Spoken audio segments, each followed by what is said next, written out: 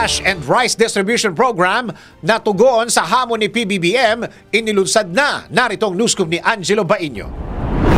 Inilunsad ni House Speaker Martin Romualdez kasama ang ilang mambabatas at Department of Social Welfare and Development ang Card and Rice Distribution o CARD program bilang pagtugon ng nasabing financial at rice assistance program sa hamon ni Pangulong Ferdinand Marcos Jr. na lumikha ng programa upang mabigyan ng abot kaya at dekalidad na bigas ang mga mahihirap na Pilipino. Inilunsad ang CARD program sa 33 distrito sa Metro Manila. Aabot sa higit 330,000 ang beneficiaries ng naturang programa at hahatiin ito sa 4 na payouts. Nasa 2,000 piso naman ang makukuhang tulong ng mga benepisyaryong senior citizens, PWDs, solo parents at indigenous peoples. Kaugnay nito, sinabi naman ni Speaker Romualdez na papairalin din sa natitira pang 250 congressional districts sa bansa ang CARD program. At yan ang aking news scoop. Ako si Angelo Bainio, nagbabalita ng tama, naglilingkod ng tama.